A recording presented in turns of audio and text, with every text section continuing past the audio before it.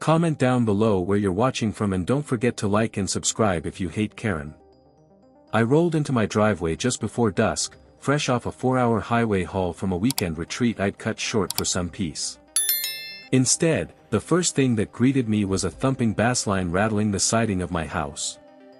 My stomach sank as I recognized the track echoing over the fence. It was the same playlist I'd complained about 2 Fridays ago.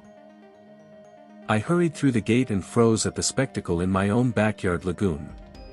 At least 24 soused high schoolers splashed and hollered like they were at a public water park, red plastic tumblers bobbing on the surface. Someone had dragged my teak loungers into a lopsided circle, and empty light ale cans flashed silver all over the freshly seeded lawn. Front and center, sprawled across a giant flamingo float, lounged Karen's pride and joy, Dylan. Grinning behind mirrored shades as if he owned the deed to the place. This was the third break-in in as many months. The first incident had been brushed off by Karen as kids blowing off steam. The second she dismissed with a patronizing smile, claiming the HOA would surely agree that teenagers needed community amenities. Now, watching Dylan raise a toast to the crowd with my monogrammed poolside tumbler, I felt a fuse light behind my eyes. Seriously?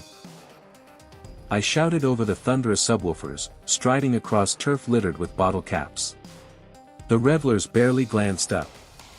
A pair of teens clinked cans in mock salute, then cannonballed off my diving rock, sending chlorinated spray over my shoes.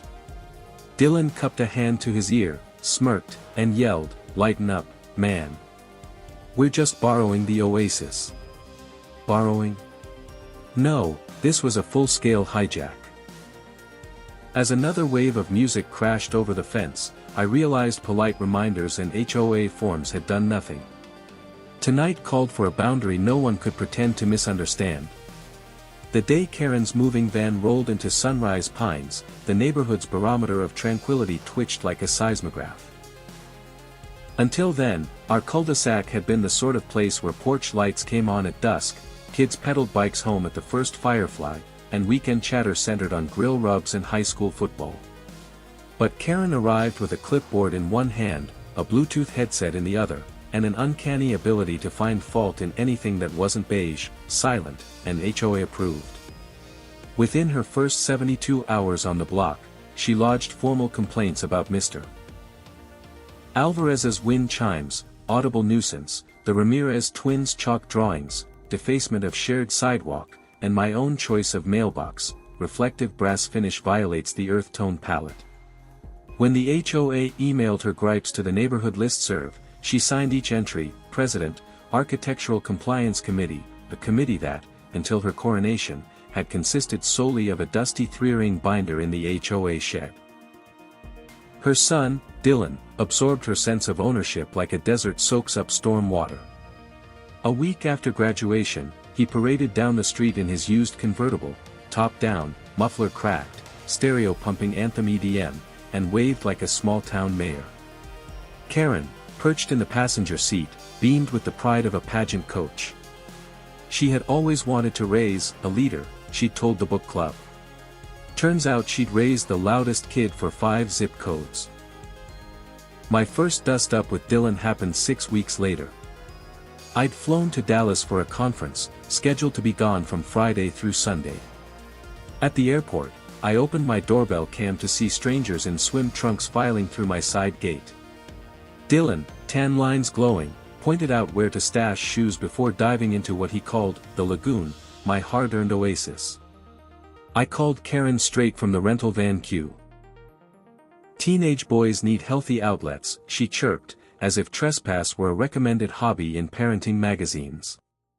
"Besides," she added, "your pool hardly gets used when you're away. Think of it as community engagement." At dawn Monday, I arrived to a yard strewn in glittery soda bottles, a half-eaten pizza soggy on my teak lounger, and suspicious footprints in the herb garden. I spent 2 hours skimming pepperoni slices and wilted lime wedges from the water. I emailed Karen photos, captioned, "Community engagement." She replied with a shrug emoji. The second invasion came midsummer, the same weekend the town thermometer cracked 105. While I attended my niece's birthday in Nashville, Dylan hosted what local Snapchat histories later dubbed Sunrise Splash 2.0. Evidence flowed in through my security camera cloud, drifting smoke from a barbecue grill someone wheeled over my irrigation lines. Glow sticks bobbing like UFO beacons in the deep end, a rickety beer pong table balanced between my diving rock and the rose border.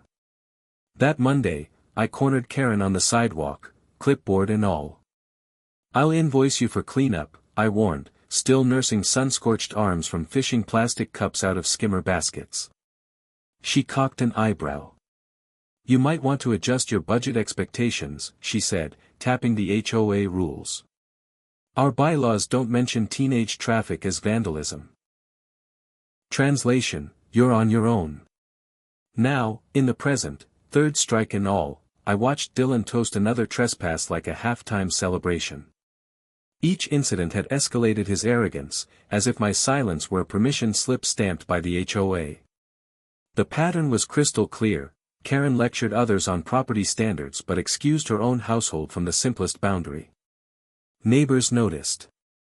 Ms. Braun, 2 houses over, confessed she'd stopped trimming hedges before 7 a.m. because Karen claimed early yard work violated neighborhood serenity.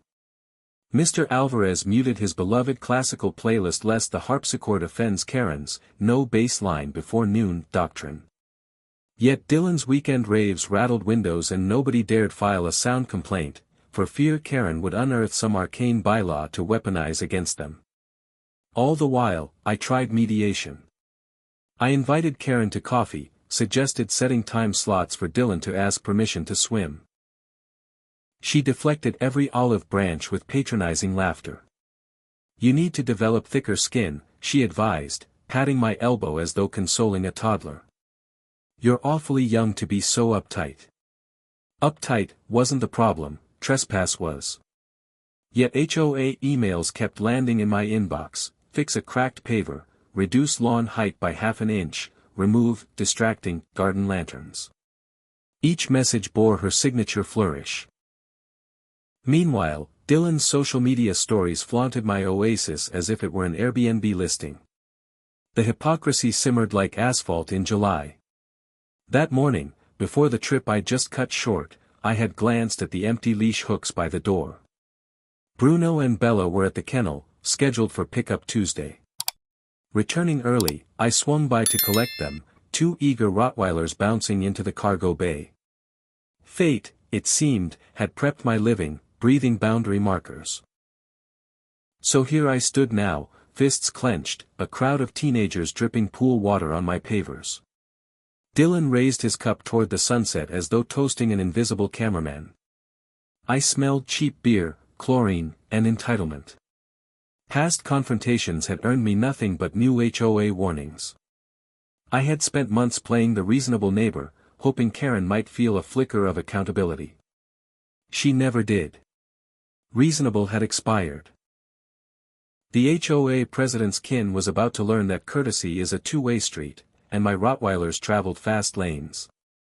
The crimson blaze of the setting sun bounced off the pool's surface, turning every ripple into molten glass and making the melee look almost cinematic, if you ignored the trash. Music thundered from a pair of Bluetooth speakers lashed to my pergola posts with zip ties.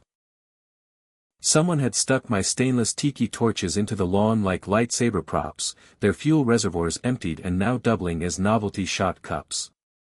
The scent of bargain barbecue charcoal mingled with chlorine and teenage sweat. Bruno and Bella, still in the SUV, barked sharp staccatos that rattled the windows. I inhaled slowly, willing my pulse to calm. Step 1, I told myself, was containment: no more strangers cannonballing into my lagoon. Step 2 would involve educating Dylan and, indirectly, Karen on the definition of property line. I strode forward, planting boots in damp turf, and raised my phone high, LED light blazing, so every lens-shy partier could see I was filming. "Show's over," I called, loud enough to slice through bass and laughter. 2 cheer squad lookalikes paused mid-selfie. A lanky boy balancing on the diving rock lost his nerve, wobbling like a flamingo before splashing clumsily into the deep end. Dylan removed his shades with theatrical slowness. Easy, man, he drawled. We're celebrating graduation. You remember what fun looks like, right? Fun, I said, sweeping the phone camera across the littered deck, traditionally involves permission from the homeowner. He shrugged. You never lock the gate. I almost laughed at the absurd logic. And banks still lock vaults even when they're insured. That doesn't mean robbery's allowed. The kid on the diving rock resurfaced, spitting water. Dude, lighten up. It's just water and tunes. I pressed record. Everyone out. Take your belongings and leave the way you crawled in. A few teens complied immediately, eyeing the phone as if it were a police badge. Others hesitated, exchanging, "Is he serious?" looks. Dylan spun to face the crowd. Chill. He can't kick us out. The HOA says community amenities. The HOA, I cut in, has zero authority over private property. I jabbed a finger toward the back fence, where a freshly nailed placard read private residence, no trespassing, cameras in use. See that? Law enforcement will care. Dylan's grin wavered. He sloshed beer from his solo cup and pointed it at me. You wouldn't dare call the cops on future voters, old-timer. Old-timer? I was 32. Heat rose in my ears. Just then, Bella's bark trumpeted from the driveway, low, rolling thunder. More than one partier shrank. Dylan's gaze flicked toward the sound, and uncertainty rippled across his features like a skipped stone. I tucked the phone into my pocket, palmed my gate key, and opened the fence panel wide enough to back out. 5 minutes, I announced. Whoever's still here meets my security team. Behind me, car doors clicked. I pictured Bruno's massive paws hitting gravel, claws scraping concrete, Bella's eager panting. They treated intruders the way TSA treated unaccompanied liquids. Back on the deck, a petite brunette called out, "Dylan, he's serious." She hopped to collect her sandals. The exodus began. Waterlogged teens slopped across pavers, grabbing towels, phones, and flat bottles of bargain vodka. Some tried to slip past me with flimsy apologies. Others muttered curses about uptight millennials. Dylan stood his ground at the center of the chaos, arms crossed. "This isn't over," he said, voice tight. "My mom has had 2 chances," I replied. 3 strikes. You know baseball rules, right? He opened his mouth, but I turned away, mind on step 2. The dogs would be step 3 if needed, but I still preferred not to traumatize kids who, for all their arrogance, were just parroting Karen's worldview. I reached the driveway just as Bruno and Bella barreled toward me, tails helicoptering. With practiced efficiency, I snapped on their cobalt leashes and knelt. "Guard," I whispered. Both dogs stiffened, ears pricked, eyes sharp. The command taught them vigilance without lunging. I stood, heart steady behind a wall of muscle and devotion. We re-entered the yard through the gate like a small cavalry. The music remained blasting, nobody had turned it off, but the crowd had halved. Those who lingered looked torn between bravado and flight instinct. Dylan attempted a sneer. Intimidation? Really? Boundary reinforcement, I said. Bruno, sit. 80 pounds of canine obedience hit the turf with a thud. Bella mirrored him. Together they resembled a pair of bronze statues set before an ancient temple entrance. Dogs aren't allowed at community events, Dylan jabbed, wiggling his cup. This isn't a community event, I shot back. It's a break-in. A skinny boy in board shorts squeaked, "Dylan, we should bounce." He backed toward the gate. The herd mentality finally prevailed, clusters of teenagers hustled away, shoes slapping wet concrete. Solo cups clinked inside trash bags they'd hastily improvised from my patio cushion covers. In 2 minutes, only Dylan and 3 cronies remained. He puffed himself taller, attempting to reclaim command. My mom runs the HOA, he hissed. She can fine you for aggressive dogs. Nothing aggressive about them, I said, patting Bruno's head. Bella, speak. She released a single cavernous bark that ricocheted off the siding and seemed to shake leaves from the lemon tree. Dylan flinched.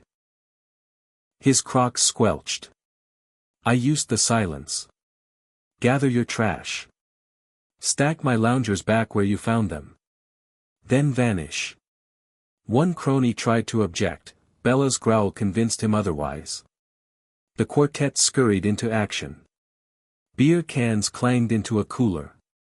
Someone untied the speakers. Dylan glared while folding a towel taut across his forearms, the picture of wounded adolescent pride. When the last of the intruders exited, I closed the gate with satisfying finality and latched it. This time with a padlock Dylan couldn't pick with entitlement. I exhaled, savoring the thrum of my heartbeat slowing under moonlit sky. Bruno and Bella wagged, awaiting further orders. I ruffled their fur. Good work, troops. But victory felt temporary. I knew Karen would appear with her righteous fury, HOA bylaws in tow. And I, finally done being reasonable, was ready, for once, to meet her on her own battlefield and raise the stakes. I spent the next morning cataloging the wreckage like a claims adjuster after a microburst. My teak loungers bore muddy outlines of feet, cigarette burns dotted one armrest. A single crock floated beneath the flamingo raft, Dylan's, judging by the size. I scooped 5 pounds of soggy chips from the skimmer, each handful a reminder of Karen's neglectful parenting. Normally, restorative yard work calms me, but that Sunday my focus crystallized into something sharper. A plan that didn't rely on conversation. Step 1, documentation. I snapped high-resolution photos of every beer can, ash pile, and cigarette butt. I took close UPS of the trampled herb garden and a scorched patch where someone tried to extinguish a charcoal briquette with pool water, staining the concrete a swampy gray. I saved all video from the doorbell cam and the 3 angle cams facing the lagoon. Digital proof stacked in a cloud folder labeled Sunrise Trespass 3. Step 2, research. Over iced coffee at my patio table, laptop open, I scrolled through Florida property statutes, trespass, minor consumption, vandalism. When a statute referenced reasonable measures to deter intruders, something clicked. I swiveled to Bruno and Bella snoozing by the French doors. Reasonable, yes. Effective, definitely. Bruno had lineage papers longer than my college transcript. Bella, smaller by a whisker, came from German working dog stock. Together they represented $12,000 in pedigree but, more importantly, an unshakable sense of duty. If Dylan needed a civics lesson, they were professors emeritus. Step 3, communication. I composed an email to Karen, attached photo evidence, and wrote, Karen, we need an urgent conversation. Your son has trespassed for the 3rd time, causing property damage and leaving alcohol on site. I've documented everything and am considering police action. I'd prefer civil resolution. Please respond by 5 p.m. today. I scheduled it to send at noon, ensuring she'd read it after Sunday brunch, the time she habitually posted HOA reminders about recycling bins. Step 4, reinforcement. I ordered 2 solar-powered floodlights with motion sensors and a 12-foot roll of galvanized chain-link extension to bolster the fence. Delivery, Monday morning. Home Depot pickup list, concrete fast-set mix, dog-run cable for Bella and Bruno's nighttime patrol, and a sign. Rottweiler patrol, trespassers prosecuted. At 12:07 p.m. my phone dinged. Karen's reply, out of town. We'll discuss after my return. Meanwhile, please secure your property if you wish to avoid further temptation. The audacity. She was halfway across the state at her partner's beach condo, leaving Dylan unsupervised, again. I could almost hear her shrug over email. Fine, I thought. She wanted me to secure the property. Challenge accepted. By 1 p.m. the dogs and I headed to the hardware store. The clerk eyed my overflowing cart, fence caps, locking gate bar, bags of quick-dry concrete. Building a fortress, he joked. Just a little boundary upgrade, I said. Back home, I sunk metal posts, strung chain-link extenders atop the wooden fence, and set the padlock gate bar. Bruno lounged nearby, head cocked as if inspecting craftsmanship. Bella prowled the perimeter, sniffing fresh cement as though approving every inch. At dusk, I tested the motion floods. Each burst of white sent moths swirling like confetti. Satisfied, I leashed the dogs and walked them through the yard. We paused at the gate. On cue, Bella sat as I unsnapped her leash and clipped her to the new run cable. Bruno remained at heel, he preferred indoor nights, but tonight was special. I knelt, scratched his ears. Partner duty, I whispered. He rumbled agreement. Inside, I brewed chamomile tea but couldn't settle. My phone buzzed, group chat mess. Braun wrote, rumor mill says you unleashed the hounds last night. Legend. I typed back a smiley but left the details vague. Until Karen apologized or law intervened, silence was tactical. Around 11 p.m., Bella's warning bark rattled the panes. I flicked on porch lights and opened the slider. There, under the moon silver, stood Dylan and two buddies, flashlights off, huddled by the gate, only now they confronted steel links and a locked bar. Dylan's voice carried. Dude, he turned his house into Fort Knox. Bella's shadow loomed, fur bristled, low growl thrumming. The boys froze. I stepped onto the stoop. Evening, gentlemen. Dylan jumped. We, left a shoe. Found it, I said, holding the mud-speckled crock between thumb and forefinger. Delivery available during daylight after property owner approval. One buddy bolted down the alley, the other fumbled with a phone flashlight. Dylan swallowed hard. Look, my mom is enjoying oceanfront views while her son contemplates felony trespass, I interrupted. Consider this a final courtesy before I involve deputies. Good night. I signaled Bella with a snap, she advanced one step, enough to clack nails on concrete. Dylan's face blanched ghost white. He stumbled back, muttering curses, then vanished into darkness. Bella stopped at the fence, ears perked, until his footsteps faded. I praised her softly and tossed the crock into a storage bin labeled lost and found, return with apology.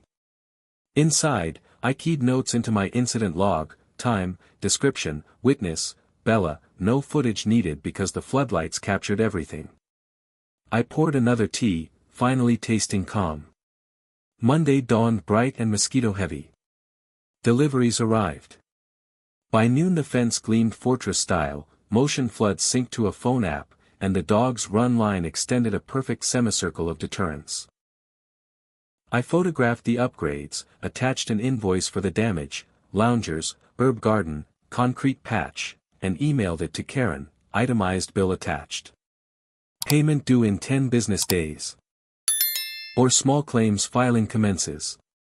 CC, HOA Board, Neighborhood Watch. By twilight I lounged in a repaired chair, iced lemonade in hand, Bruno at my feet, Bella patrolling. The lagoon glittered under string lights. Tranquility hummed. Yet somewhere beyond the spruce trees, Karen's outrage brewed like an offshore storm heading inland. I reclined, unbothered. The cavalry was home, the fortress fortified, the documentation airtight. The next move belonged to Karen, and I was more than ready. Wednesday, 2 p.m., a sweltering 98 degrees. Cicadas droned like faulty power lines as a black SUV rolled to a stop in front of my drive. The vanity plate read HOA1. Bruno, napping on the porch, perked his ears. Bella, tethered near the gate, let out a steady growl. I set down my pruning shears, wiped sweat off my forearms, and watched the SUV door fling open. Karen emerged in oversized sunglasses, clipboard clutched like a shield. Dylan trudged behind, arms folded, lip curled. Two HOA board members, Mr. Dillard and Ms. Lancaster, trailed her, looking decidedly less militant. Karen marched toward me, heels stabbing sod. She pointed at the Rottweilers. "Leash law violation," she announced. "They're on private property," I answered. "HOA bylaws supersede, municipal code supersedes your bylaws," I said, voice even. "And ours exempts guard dogs on an owner's land." Section 3412. Mr. Dillard cleared his throat. "We're here to mediate," he offered, flicking sweat from his brow. I motioned to the patio table under the awning, iced tea pitcher ready. "Shades over there." Karen pressed on. "You threatened minors with dangerous animals." "Incorrect. I commanded trained dogs to guard their home from felons in progress."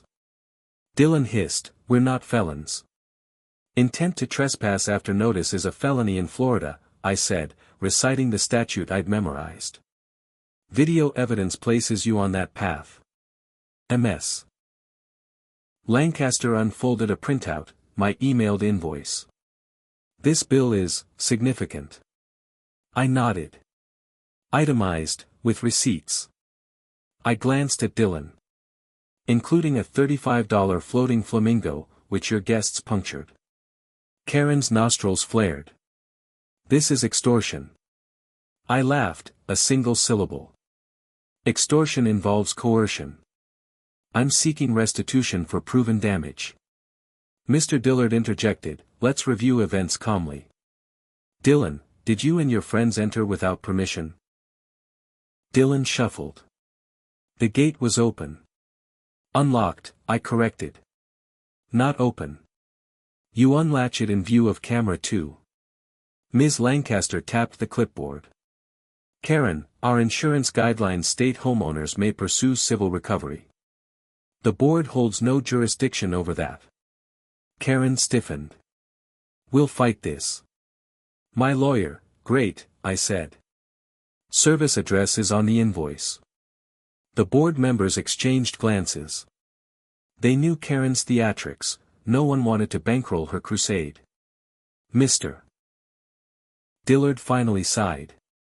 "What resolution do you want?" he asked me. "Full payment for damages," I said. "Written acknowledgement from Dylan promising zero entry without my express invitation. If broken, I file criminal charges." Dylan muttered under his breath. Karen elbowed him. "Fine," she snapped. "But I want the Rottweilers muzzled during gatherings." "There will be no gatherings involving your family," I countered. "Respect my boundary and you'll never see Bruno or Bella again. They prefer tennis balls to kids." The negotiation crawled another 15 minutes. Eventually Ms. Lancaster drafted a quick settlement note, Dylan's apology, Karen's agreement to cover damages, and an HOA affirmation that my security measures didn't violate guidelines. We each signed, Karen scrawled with trembling fury. As they left, Karen paused at the gate. "This neighborhood used to be friendly," she said, voice brittle. "It still is," I replied. "Friendship requires respect." She hustled Dylan into the SUV. The board members lingered. Mr. Dillard raised his cup to Bruno. "Fine sentries," he said. Bruno licked condensation from the glass. After they departed, I filed the settlement in my cloud archive. Bella curled at my feet, Bruno sprawled, belly sun-warmed. I exhaled, relishing quiet. Yet instinct whispered, storms seldom end with one clap of thunder. Karen's pride equaled her clipboard, sturdy and inflexible. I spent the evening fine-tuning boundary lines. Installed a ring siren, synced gate sensors to my phone, and trained Bella on silent perimeter patrol. Not paranoia, preparation. Karen's next move would likely skirt the law without crossing it. I needed foresight. Sure enough, the following week small nuisances surfaced, anonymous noise complaints about Bruno's bark, time-stamped while he slept indoors, plastic flamingo ornaments mysteriously toppled, my recycling bin dragged into the street and cited for blocking traffic. Each petty act smelled of Karen. I documented everything, forwarded to the board, and carried on. Thursday morning, while jogging, I caught Dylan spray painting over the private residence sign. He froze, Ken midstream. I snapped a picture, he bolted. That evening, I emailed the photo to Karen with a single line, breach of settlement. 10 hours to present Dylan for police interview or I proceed.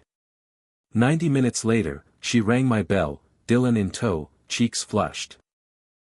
He repainted the sign, power washed the gate, and mumbled a second apology. I accepted but warned, next slip-up triggers deputies. Dylan nodded, humility dawning behind tired eyes. That night, mozzarella-thick humidity pressed down while I floated in the lagoon. Under string lights, the water glowed turquoise. My fortress finally felt like home again.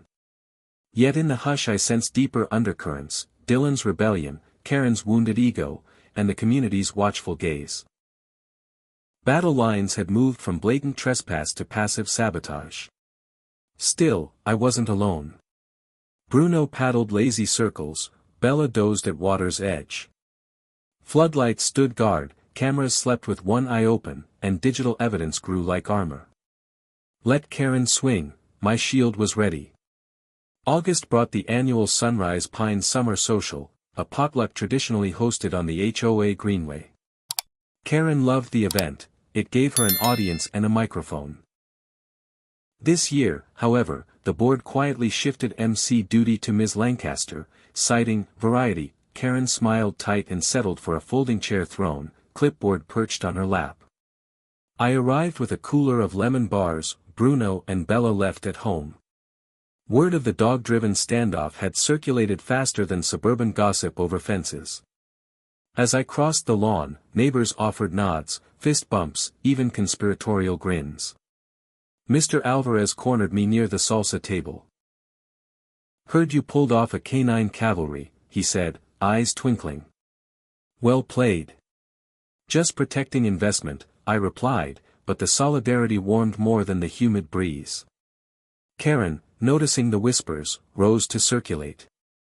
She greeted each family with brittle cheer, but the usual deference had thinned. Parents exchanged subtle glances, teens turned away, embarrassed. When she reached me, her smile resembled a hairline crack in glass. "Enjoying the party?" she asked. "Beautiful evening," I said. Her gaze darted to Bruno's empty leash clip at my belt. "Leaving your enforcers at home?" "They're off duty. Neighborhood's peaceful when boundaries are respected." A twitch in her jaw betrayed annoyance. "I trust you'll keep things that way," she said, moving on.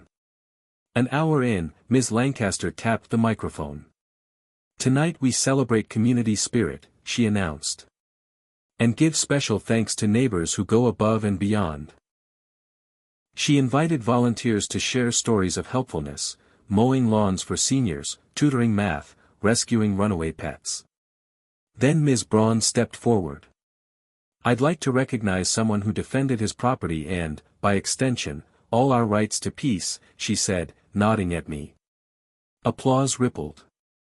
I felt my ears burn. Karen's clap was reluctant, nails clicking the clipboard. Dylan, loitering by the lemonade coolers, shifted uncomfortably. Afterward, Kid set up a projector for an outdoor movie. I chatted with Ms. Lancaster near the concession table. "Board reviewed your documentation," she murmured. "Rock solid. The settlement stands." "Appreciate the affirmation," I said. "Hoping no further incidents. If there are, let us know. Community sentiments in your corner." That night Karen packed up early, folding chair snapping shut with unspoken fury. Dylan tagged behind. His shoulders slumped under the weight of communal side-eye. The rumble of their SUV faded, swallowed by cicadas. A week passed in silence. Then, at 4 a.m. Friday, the Motion app pinged a notification, movement by the west fence. I squinted at my phone feed, figures in dark hoodies, two of them, wielding something bulky. Wire cutters. They snipped at the new chain link. Bella's bark erupted, Bruno joined like thunder. The intruders fled, caught in floodlight glare. Faces obscured, but Dylan's distinctive Crocs betrayed him. Police arrived within 10 minutes. I handed over video, officers recognized Dylan. They filed a juvenile incident report. When they left, Dawn painted the sky coral. I brewed coffee, heart steady. The fence had minor damage, my resolve, none. At 9 a.m., Karen's SUV screeched curbside. She barreled up the walk, no clipboard, just rage. Police. At my house. You humiliated my family. Your son cut my fence, I replied. He was framed. The Crocs gave him away. Again. She paced, hair escaping her bun. You're poisoning this neighborhood. Protecting it, I corrected. Your vendetta escalated to property destruction. Next step is court. She stopped, shoulders trembling. For the first time, I saw exhaustion beyond anger, a woman trapped by pride. I can't, Dylan's record, her voice cracked. He's applying to colleges. I let silence settle, letting the weight of consequences speak. Finally, she whispered, what do you want? Accountability, I said. Restitution for the fence. Written apology. And Dylan joins the neighborhood watch cleanup crew every Saturday for 2 months. Karen swallowed. And the police report? I'll inform the officer we reached restorative agreement. It can stay informal unless violated. She closed her eyes, exhaled a shaky breath. Fine. We drafted a new agreement right there, her signature unsteady but present. She called Dylan outside. He stared at his shoes while signing. Bella watched through the glass door, tail flicking like a metronome of justice. Good choice, I told them. This ends here. Karen nodded, tears reflecting sunlight. The SUV drove off, slower this time. That Saturday, Dylan showed up in cargo shorts and work gloves, accompanied by Mr. Dillard as watcher. They collected litter along the greenway, trimmed overgrown edges, even repainted the HOA mailbox cluster. Word traveled. Neighbors honked encouragement. By week 3, Dylan began greeting me during patrols, voice tentative but genuine. Bella permitted a cautious sniff. Gradually, hostility thawed. Karen still bristled when our paths crossed, yet she upheld every promise. The community noticed her softer stance, complaints from her clipboard dwindled. One late September evening she appeared beside my fence. In her hand, a bakery box. Peace offering, she said. I opened it, lemon bars, neatly dusted with sugar. Thanks. She lingered. The neighborhood is calmer, she admitted. Boundaries make good fences, I replied, gesturing to the repaired chain link. She managed a small smile. Maybe we could discuss pool safety guidelines for teens, official ones. I nodded. Happy to help draft. As she walked away, sunset lit the trees gold. I carried the lemon bars inside, placing them next to Bruno's treat jar. The lagoon shimmered, breezeless, untroubled. The court of public opinion had ruled. Not through vengeance, but through accountability. And even Karen seemed ready to heed the verdict. Autumn draped sunrise pines in mild breezes and pumpkin spice porch candles. Leaves turned amber, a gentle reminder that seasons, like neighbors, can change with patience. On a crisp Saturday, I hosted the first official lagoon cleanup and chili cook-off, an event Dylan helped organize as part of his neighborhood watch hours. Flyers he designed read, respect the boundary, enjoy the beauty. By noon, families converged with rakes, gloves, and crockpots. Children fished leaves from the lagoon with pool nets while parents compared chili recipes. Bruno, wearing a sheriff bandana, supervised from the deck, Bella patrolled the perimeter, tail whirring. Dylan manned the welcome table, checking off volunteer names. When Ms. Braun praised his initiative, he flushed but stood taller. During a break, he approached me. "College applications ask for an essay on personal growth," he said. "Mind if I write about this?" "Your story to tell," I answered. "Just keep it honest." He nodded solemnly, gratitude softening his features. Mid-afternoon, Karen arrived bearing cornbread muffins and, shockingly, no clipboard. She chatted with Ms. Lancaster about irrigation grants instead of bylaws. When she reached the chili table, she sampled my ancho coffee recipe and raised an eyebrow. "Unexpectedly delightful," she said. "Compliment accepted," I replied. As sun dipped, neighbors gathered for awards: best chili, most leaves collected, spirit of the lagoon. Ms. Lancaster handed Dylan the spirit ribbon for coordinating youth volunteers. Applause erupted. Bruno barked approval. Dylan smiled, a different smile from the float lounge arrogance of months prior, this one genuine, tempered by humility. After cleanup, I lit tiki torches, approved by HOA after specification amendment. Families spread blankets, and a portable speaker played 70s classics at conversation volume. Karen approached, watching kids splash in the shallow end, this time with life vests and parental eyes. I submitted a motion, she said quietly, to fund a community pool at the rec center. If it passes, teens will have a supervised place. Good idea, I said. Less temptation. She exhaled. Temptation. A polite word for poor parenting. I shrugged. We all learn, given the chance. She glanced at Dylan helping a younger boy reel in a toy sailboat. Thank you for giving us that chance, she said. Night thickened, constellations emerged over palm silhouettes. A hush settled as the lagoon mirrored starlight. Neighbors filtered out, leaving just Karen, Dylan, and me to douse lanterns. Need help with chairs? Dylan asked. Sure. We stacked loungers together. He paused, studying the water. Your pool. I mean, lagoon, it's special. It is, because I built it and guard it, I said. He looked down. I didn't respect that. I'm sorry. I know, I said. Actions spoke louder than any apology. He nodded, then chuckled.